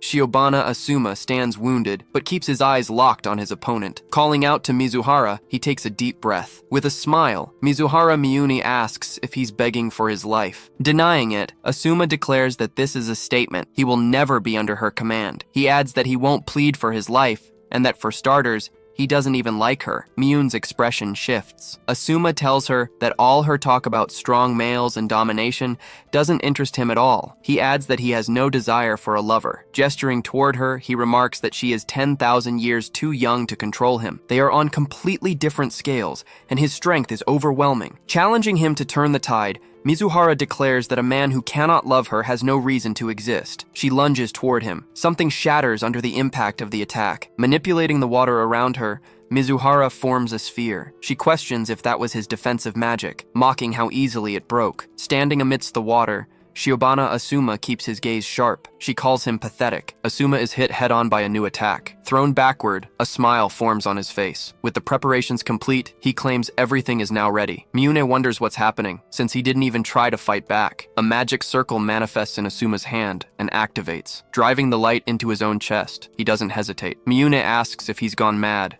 and plans to end it by his own hand. Firmly, Asuma tells her she's wrong. This is the ideal solution to break through her trap. He explains the first sign of trouble was his inability to perceive her attack trajectory. He had scattered transparent mines with analysis circles through the air. As a result, he predicted a coordinated attack coming from another phase. Realizing he was mistaken, he notes the attack followed a correct path and hit him. It's a strike so fast that he's already hit by the time he notices. The speed makes even Saiwan's swordsmanship look slow, but there was a trick behind it. Time seems to pass differently. He concludes it isn't time that's wrong, but his own perception. A delay magic is obstructing his senses, creating 1/100th of a second lag. There are no traces of Miyune casting it, meaning another conjurer is keeping it active. The image of an unknown caster comes to mind. Remembering the shower, the pieces fall into place. He was already under the spell's influence then, and the aerial minds finally analyzed the caster. Understanding the situation, he sighs. Thousands of artificial magical life forms, Miyune's familiars, are writhing on his body. Miyune had manipulated the shower water, mixing it with these familiars. The more they latch onto a target, the more the target's perception is delayed, and their consciousness slows. To Asuma, Miyune's movements had become too fast to see. Deciding that this is the only way to purify the delay magic, he activates the circle. The direction he is blown in will be the key to turning the game. The magic circle shatters. A brutal force shoves him through the rock wall. Crashing through, Asuma falls into another room. Realizing it's the sauna, he looks up. His body hits the hot stones. The contact of the water on his skin triggers a massive explosion of steam. Turning amidst the heat, Asuma breathes in the scalding mist. He watches the water familiars evaporate from his skin. The creatures dissolve completely in the intense heat. His perception of time returns to normal. Announcing that with the creatures destroyed and time normalized, the counterattack will begin. Rising through the steam, Asuma steadies his posture. He declares the counterattack starts now. Miyune despairs at the sight of her magical creatures being destroyed and wonders how he found out. Realizing he unraveled her perception delay magic, she bites her lip. However, she believes he hasn't noticed her other trap. Revealing the next point, Asuma says the same creatures that affected him are also on her body. Miyune is stunned.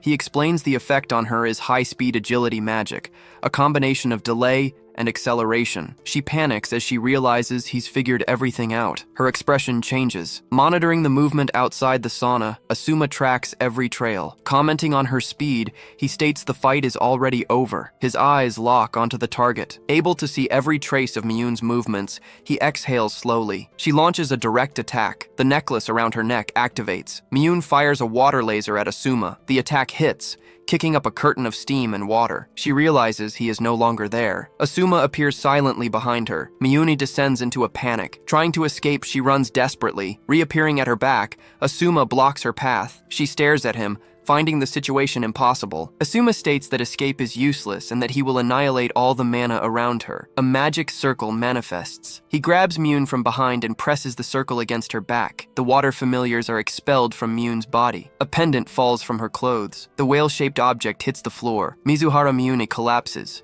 weakened. She realizes her mana is vanishing. Approaching her, Shiobana Asuma says the fight is over. He tells her to stop resisting. Miyune's expression shifts. Her body's form alters, revealing a man. Understanding the situation, Asuma realizes why he was in the men's locker room. The young man explains he can change his physical form by controlling the water inside himself. Now that his mana is depleted, his true form has been revealed. Sitting on the floor, he claims his desire to be dominated by a strong man wasn't a lie, and tells Asuma to laugh if he wants. Asuma covers him with a cloth. Clarifying immediately, he says the purpose of his attack was to eliminate the magical life forms, not to destroy his clothes. Bowing, he apologizes for the rudeness. The young man stares at him. He asks why Asuma is treating him like a girl. Shiobana Asuma replies that rudeness knows no gender, and sincerely apologizes, offering to fix the necklace. Explaining calmly, he says that's how he interpreted the young man's attack. Remembering his desire to be dominated by a stronger man,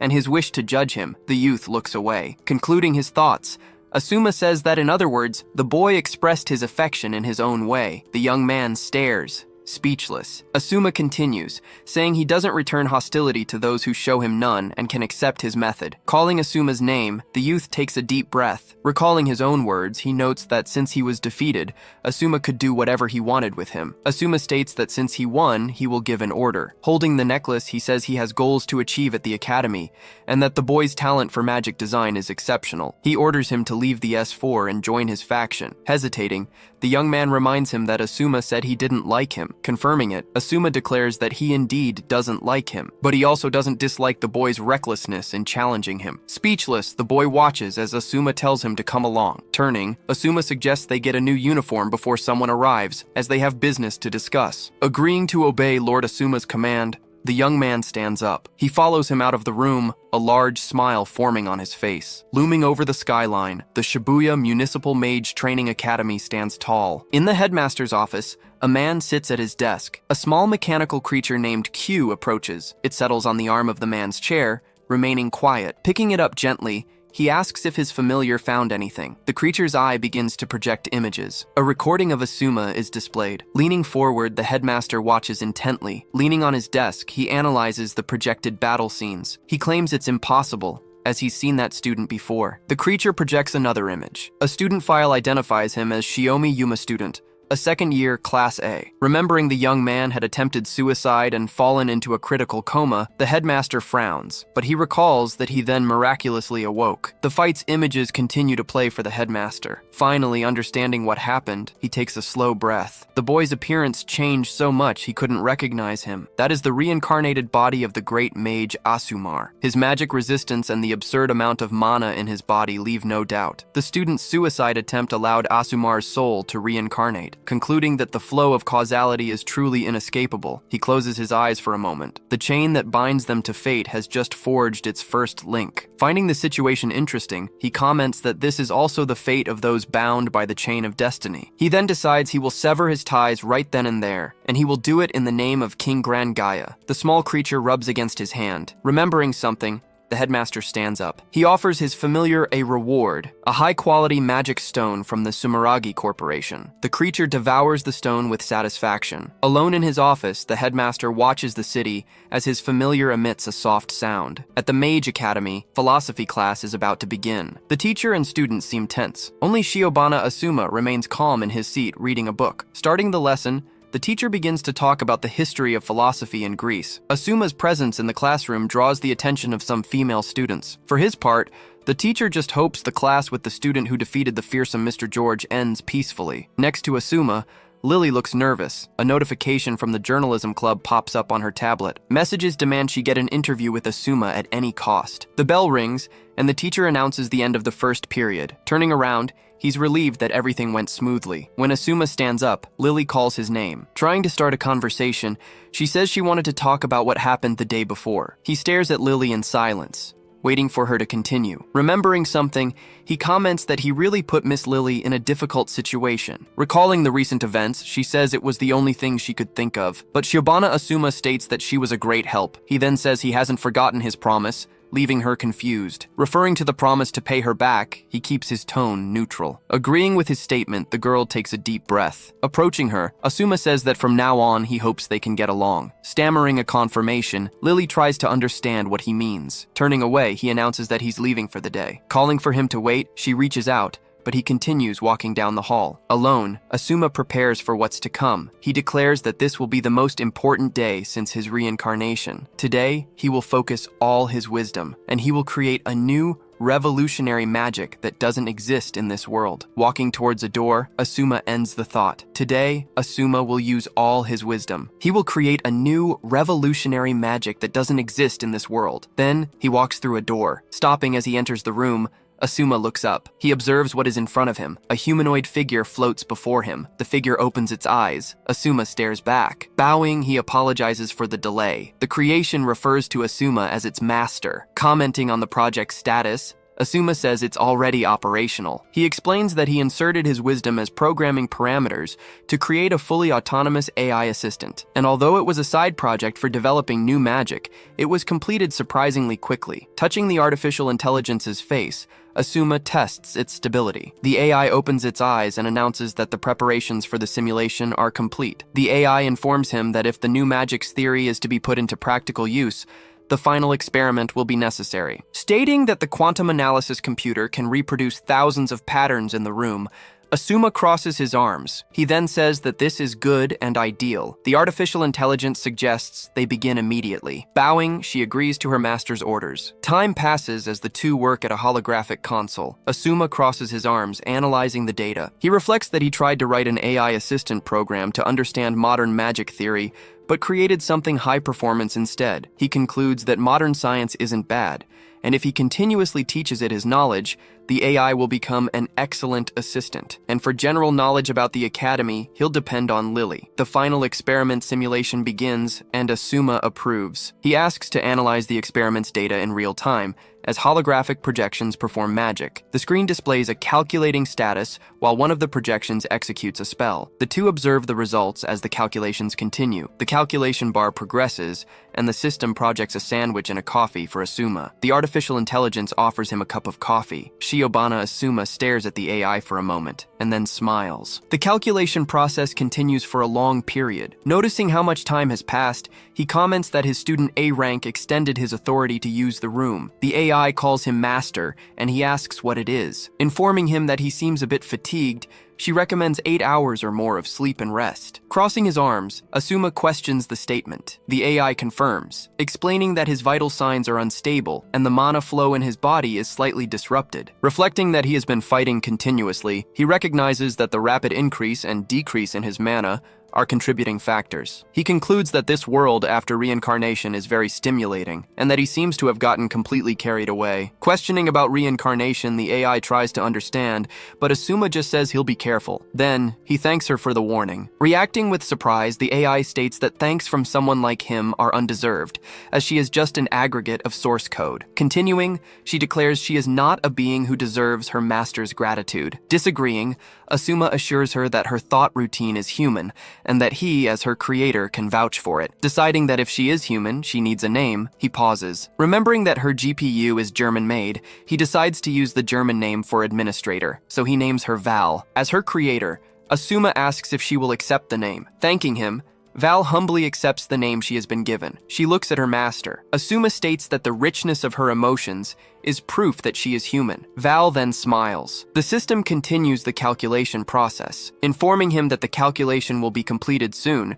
she reports that so far, the virtual experiment is proceeding without errors. Concluding that the practical use of the new magic seems like it will work, Asuma relaxes. An emergency message arrives, and he wonders who the sender could be. The sender is the Academy's headmaster. The message summons him to the headmaster's office immediately, and Asuma questions its meaning. Reflecting that his new magic is almost complete, he takes a deep breath. He concludes that he cannot ignore a direct summons from the one who governs the entire Academy. Ordering Val to continue the simulation as is, Asuma receives her confirmation, and if there are surplus resources, he asks her to run a program code to send materials to a student named Isaiah on his behalf. Val confirms she understood the instruction. She informs him that the headmaster's office is on the top floor of the central building. Turning around, Asuma leaves the room. The headmaster's familiar watches him leave and begins to follow him. The creature follows him closely through the hallways. Continuing on his way, Asuma doesn't notice he's being followed. The scene takes us back 3,000 years to the kingdom of Grand Gaia. The place was being attacked by flying creatures, with bodies scattered everywhere. A soldier despairs,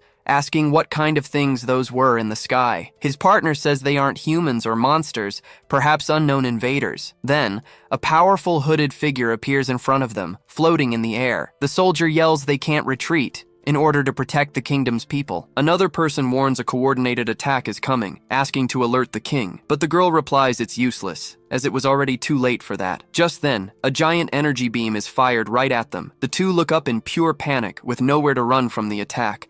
But suddenly, Asmar appears and steps in front of the blow. The hooded enemy is surprised, not understanding what just happened. Asmar then destroys the enemy's defense with a crystal power. He appears amidst the debris, staring down the invaders with determination. High above, the other creatures show confusion at this turnaround. Wasting no time, the hero invokes a magic circle. He charges forward, breaking the enemy's magic barriers one by one. With a confident look, he prepares a giant and very powerful ice spell. Then, he uses his magic to defend against a monster's attack. The sunlight shines again as he stands victorious on the battlefield. The two soldiers he saved look at him, completely relieved and impressed. The woman recognizes him, calling him the great Archmage Lord Asmar. Asmar then orders the three to report the situation to the Senate immediately, but soon after, his gaze fills with sadness and deep regret. He regrets not being able to avoid the sacrifice of so many promising warriors. One of his companions calls him, and he turns with a grim expression. Just then, his four subordinates arrive to join the battle alongside him. One of them, Curio, laments that they couldn't arrive in time at another district. Isaiah, the wind user, tries to cheer them up, saying at least they eliminated the invaders. Miuna, the water user, wonders what these creatures are, as she doesn't recognize them. Shaywan, the earth user, says they appeared out of nowhere, as if from another world. With that, Asmar orders everyone to stay alert against these mysterious invaders. From afar, a powerful figure watches the scene, finding it an impressive display. Asmar then turns sharply, realizing a group of people is approaching. It is none other than the kingdom's ruler, Melchior, who praises him as an archmage. Immediately, Asmar and his squad kneel before the king of Grangaya. The king says it is all right, and asks them to rise. Worried, Asmar warns that the place is dangerous, asking the king to return to the palace, but the ruler replies that he knows, showing he doesn't care about the risk. He explains he needed to see the whole situation with his own eyes, and thanks to Asmar, he could witness the invaders, the so-called Omegas. Asmar reflects that everything happened according to the king's prophecy, stopping the invaders there. The king praises him again, but Asmar's reaction intrigues the ruler. He notices Asmar is injured, but the mage says it's nothing, just a scratch. The king places his hand on his shoulder, and a strange energy begins to emerge. Asmar gets worried about the king, but he insists on helping with the wound. The king then explains he possesses no magical power, but rather the gift to guide his people. He states his mission is to protect the people of Grangaya, for that is what he was born to do. He tells the legend of the magic staff and the Book of Wisdom. He reveals that the staff is actually Asmar himself, the great mage. The king would be the book, and as such, he promises to protect the kingdom from all evil. Asmar bows, saying the king's words do him great honor. The ruler says he is counting on him, and Asmar flashes a very confident smile. The scene cuts back to the present, showing our hero in a uniform. He walks down a hallway, wondering why he had that memory of the past, but he decides to ignore it for now, keeping focus on what needs to be done. Upon knocking on the room door, a voice calls him by the name Yuma and asks him to enter. The door opens with a bright light, and he enters the room with a serious expression. He finds the place strange, as he was summoned by the director, but no one is there. Suddenly, a purple magic circle appears on the ceiling right above him. Another magic circle appears at his feet, taking our hero completely by surprise. He is teleported to an empty room and wonders what that place is. Quickly, he realizes he fell into a teleportation spell and goes on alert. Suddenly, a bluish robotic eye lights up in the darkness, observing everything. A small, shadowy creature then appears out of nowhere, right in front of him. With an annoyed look, he finally realizes that everything was a trap. The creature in front of him lets out a giggle as if mocking the danger. Asuma is still a bit confused, wondering if this really was a trap. Suddenly, the ground begins to shake, and rocks shatter all around. From the rubble, a giant robot emerges, with the creature controlling it all. Asuma realizes the academy chairman really is trying to end his life. Then he stares down the robot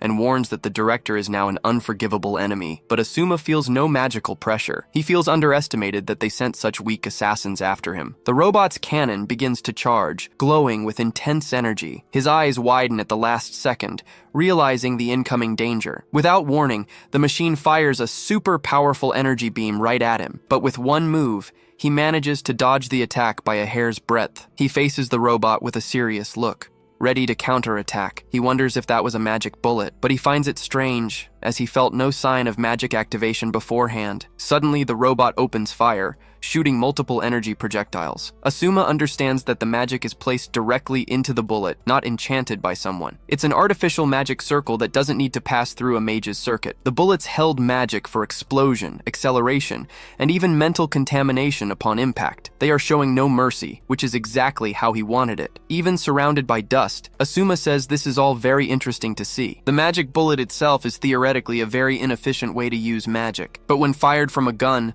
it becomes a powerful anti-mage weapon. He thinks it's an ugly fusion of magic and science, and that Isaiah would hate seeing it. The robot's machine gun spins again, preparing another barrage against him. While dodging, he complains that the spray pattern is petty and too ugly. One of the bullets comes straight at him on a direct collision course. Focused, he prepares a counterattack and activates his particle veil spell. With his hand, he creates several particle shields to protect himself from the attack, but he is shocked to see that his magic simply fails to activate. Then, the bullet hits him square in the shoulder. He clutches his wounded shoulder with a pained expression, unable to believe what happened. His gaze turns serious as he tries to quickly understand the situation. The creature atop the robot starts emitting a strange type of wave through the air. These waves spread quickly, covering the entire battle area. The whole room is overtaken by this energy, pulsing in a very sinister way. He looks around and realizes what is happening, thinking it impossible. That robot was creating a space where using magic is simply forbidden. He understands that this is why the assassin was an artificial life form. After all, attacks that don't rely on magic work perfectly in this space. Asuma admits the director is a great strategist, acknowledging his cunning. But to forbid the space, he had to have predicted that Asuma would use annihilation magic. Asuma then wonders if the director somehow knows about his past life. With no time to think, the robot attacks again with a rain of magic bullets. Asuma defends himself with his arms, withstanding the impact with difficulty. He decides to use the most effective magic that isn't restricted in this space. Using ancient magic, he reinforces his uniform, but knows it is only temporary. He watches the bullets ricocheting, aware that his defense will break soon. A long battle is dangerous, as he isn't in his best physical condition. The enemy machine keeps firing non-stop, trying to overwhelm his defense. Asuma wonders if the enemy attacked now, because they knew about his physical condition. But with a smile, he says it is still too early for the enemy to face him. Now that he understands the strategy, he will end the fight as quickly as possible. He then calls for Val, who replies she hears him perfectly. The girl warns that what he requested was completed at that exact moment. Val confirms that the master's coordinates were successfully located. A transfer item is sent, and he thanks her for the job well done. Just then, a blue light cube appears, his own artificial magical life form. Holding the cube, he announces he will now generate a familiar to turn the tables.